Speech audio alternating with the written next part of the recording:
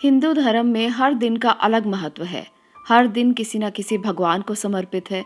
इसी तरह से रविवार का दिन सूर्य देव को समर्पित है। इस दिन लोग सूर्य देव की पूजा करते हैं, उन्हें अर्घ देते हैं। सूर्य को जगत में न केवल प्रकाश देने वाला ग्रह बल्कि ग्रहों में राजा भी माना जाता है। सूर्य ग्रह की पूजा अर्चना से सभी प्रकार के कष्टों से छुटकारा मिलता है। सूर्य के उगते ही अंधकार नष्ट होकर जगत में प्रकाश फैल जाता है।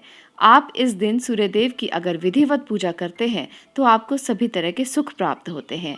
अगर आप भी सूर्यदेव का आशीर्वाद लेना चाहते हैं तो रविवार के दिन को आप मत भूलें। रविवार के दिन की गई पूजा विधि, व्रत, कथा, महत्व ये बहुत मायने रखते हैं और सूर्य की कृपा पाने के लिए ये सबसे श्रेष्ठ दिन माना जाता है।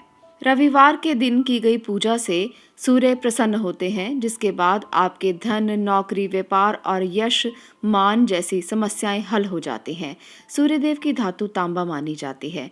इस दिन सूर्यदेव की पूजा अर्चना करने से लाल पुष्प चढ़ाकर और भी अच्छे फल प्राप्त किए जा सकते हैं।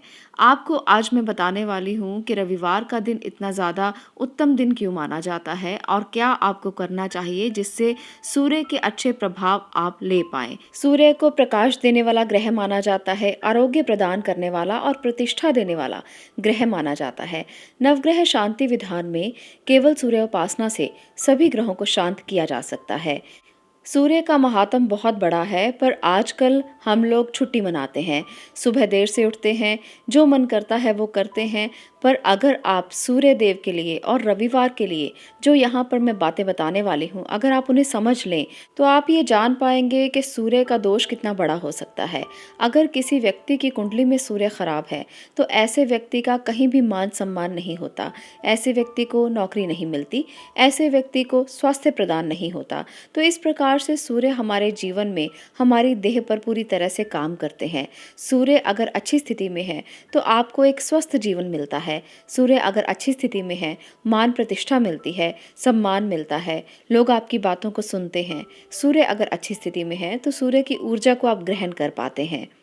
रविवार का दिन सूर्य का दिन माना जाता है। रविवार के दिन सूर्य की पूजा की जाती है।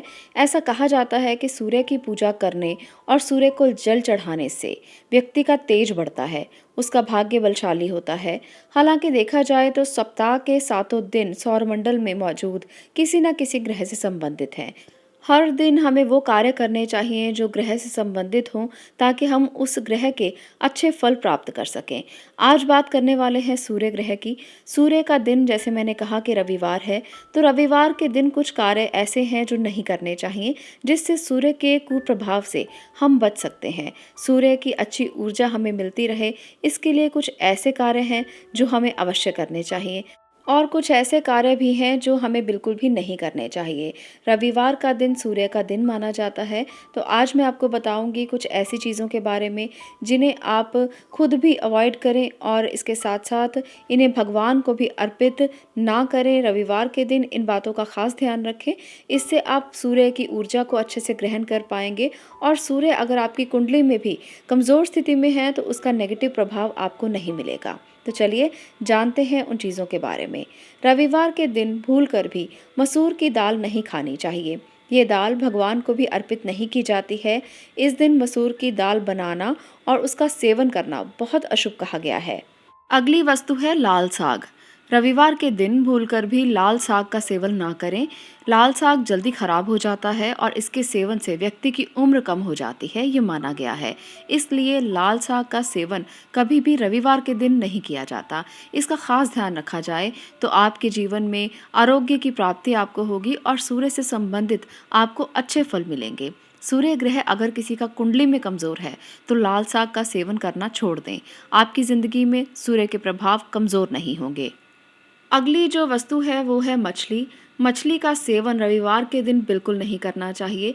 वैसे तो नॉनवेज का सेवन करने से मनाही ही कही जाती है, परंतु जो लोग इसका सेवन करते हैं वो रविवार को मछली का सेवन बिल्कुल ना करें। इससे सूर्य के प्रभाव से आप लोगों को कष्ट होते हैं और सूर्य की ऊर्जा कमज़ोर होती चली जाती है। मछली को राहु का प्रतीक माना जाता है और रविवार को मछली खाने से सूर्य के जो भी ऊर्जा है उसमें कहीं ना कहीं कमी होती जाती है। धीरे धीरे ये कमी ज़्यादा बढ़ने से आपके जीवन में कष्ट आने लगते हैं।